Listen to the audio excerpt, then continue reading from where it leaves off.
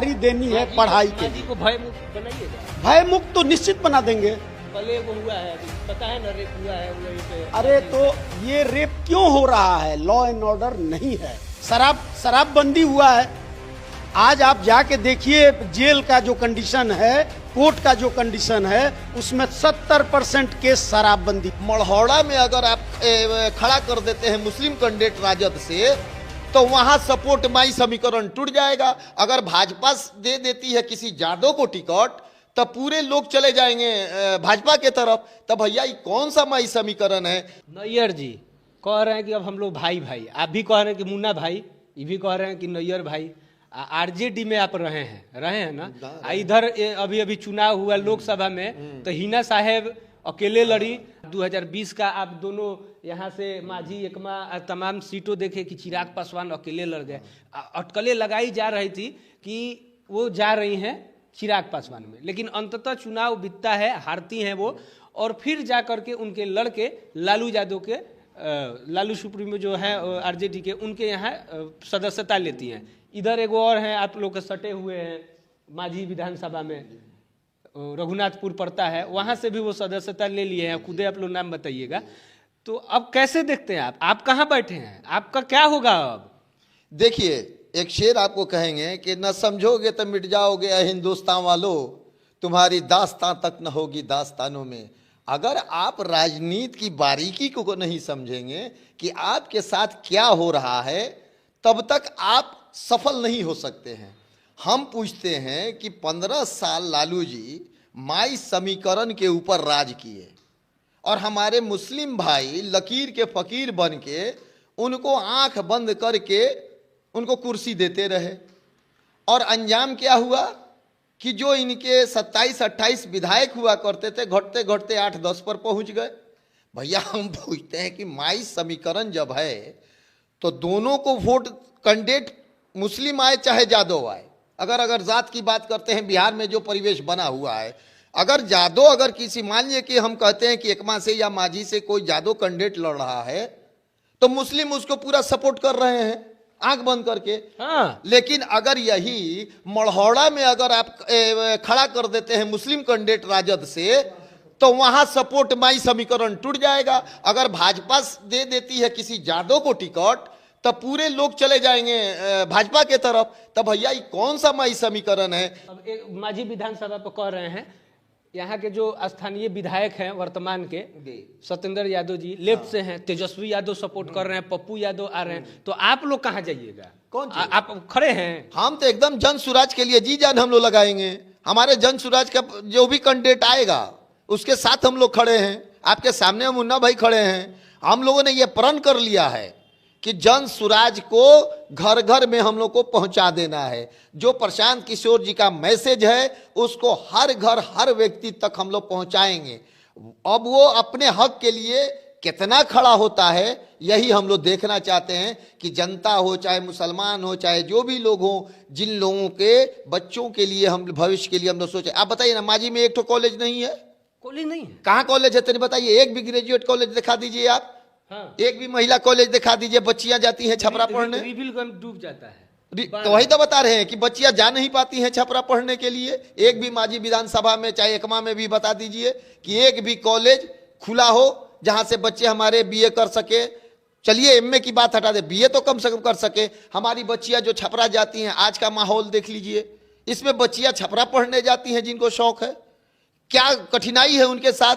किसी विधायक, किसी एमपी ने सोचा कि भैया एक कॉलेज की स्थापना की जाए? यहाँ कॉलेज की स्थापना की जाए। 10 साल, 2010 का राजनीतिक देखेंगे, विधानसभा 2015 देखेंगे, 2020 देखेंगे, 25 आ गया। पूरा दावेदारी पेश कर रहे हैं और पूरा घूम रहे हैं, लोगों को सपोर्ट मिल रहा है। और जो स्थानीय हैं कह रहे हैं कि किसी की ये बपौती सीट नहीं है, और तमाम जो लेफ्ट और उनको समर्थन करते मिलेंगी। तो आप लोग कितना मजबूती के साथ और कौन सा मुद्दा लेकर के इस बार जनता के बीच में जा रहे हैं? देखिए, जनता के बीच में हम हैं, लोगों से बात बराबर हो रही है हमारी। जनता कह रही है, जैसे एक चर्चा चला है कि कह रहा है लोग कि बिहार के जनता को विकल्प के रूप में प्रशांत किशोर मिले हैं, लेकिन जनता की जो सोच वाले लोग हैं वो कह रहे हैं कि ये विकल्प के रूप में हमको नहीं मिले हैं, ये हमको सौभाग्य से मिले हैं। 78 साल की आजादी के बाद किसी पहला बिहारी लाल ने, जो योग्य भी है, पढ़ा लिखा है, सामर्थ्यवान है, बदलने की इच्छा रखता है, वो पहली बार आदमी मिला है। लालू यादव अपने बेटा तेजस्वी यादव को मुख्यमंत्री घोषित कर दिए, बिल्कुल 2 दिन पहले ही। हाँ बिल्कुल कर दिए। तो प्रशांत जी कहाँ जाएंगे, आप कहाँ जाएंगे? तो देखिए नैयर जी कहाँ जाएंगे? वो लोग परिवारवाद वाले लोग हैं। लालू जी का इतिहास रहा है कि लालू जी ने अपने पत्नी को भी मुख्यमंत्री बनाया था, तो बेटा को बना दिया, तो क्या गलत किया? वो 9वीं पास हैं तो हैं, उनको तो सत्ता से मतलब है भाई। हम तो बोले 2 ध्रुव की लड़ाई चली है बिहार में, इसी वजह से हम लोग पिछड़े हुए हैं। देखिए बिहार की जनता समझ रही है बात को। जैसे जनसुराज कह रहा है, आज तक आप बताइए किसी दल के बारे में बताइए जो दल कहा हो कि हम आपको शिक्षा देंगे। बिहार में मैनिफेस्टो बताइए। अब एक नजर आते हैं आपसे, अगर आपको विधानसभा मांझी से सीट मिलता है, प्रशांत जी आपको आगे करके लाते हैं, 10 महीना रह गया है, आप कैसे मांझी को ऊपर ले जाइएगा? ये आपके लिए है। प्रथम प्राथमिकता में शिक्षा है। शिक्षा में कहीं कोई गड़बड़ी नहीं है। भवन है, टीचर हैं, बच्चे भी हैं। सिर्फ शिक्षक को जिम्मेदारी देनी है पढ़ाई के लिए। को भय मुक्त बनाइएगा। भय मुक्त तो निश्चित बना देंगे। कल वो हुआ है, अभी पता है ना, रेप हुआ है वहीं पे। अरे तो ये रेप क्यों हो रहा है? लॉ एंड ऑर्डर नहीं है, शराबबंदी हुआ है। आज आप जाके देखिए जेल का जो कंडीशन है, कोर्ट का जो कंडीशन है, उसमें 70% केस शराबबंदी पे है, और शराबबंदी है भी नहीं। पुलिस क्या करेगा बताइए? थाने में ऑफिसर और कांस्टेबल का एक लिमिटेड संख्या है, वो क्या कर पाएगा? उसको तो आपने शराब में झोंक रखा है।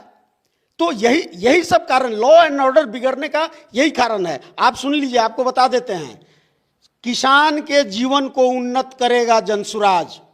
चलिए, उसके बाद स्वास्थ्य की व्यवस्था को, आप गरीब जाएगा या अमीर जाएगा, हॉस्पिटल में इलाज होगा, रेफर नहीं होगा। जब गरीब के बच्चे जाएं स्कूल में या अमीर के बच्चे जाएं, जो 1 साल पढ़ेंगे उनको रिजल्ट मिलेगा। देखिए ये सरकार के लोग क्या कर रहे हैं, ये आरक्षण के नाम पे खाली पेट लोगों को दौड़ाते हैं कि अगला पार्टी जीत गया तो आरक्षण तुम्हारा ले लेगा। लेकिन आरक्षण का लाभ क्यों नहीं मिल रहा है गरीब लोगों को? इसलिए नहीं मिल रहा है कि उनके बच्चे को शिक्षा से वंचित कर दिया जा रहा है।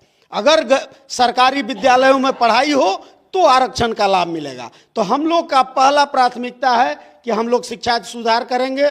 स्वास्थ्य में रेफर नहीं होगा, ये पक्का बात है।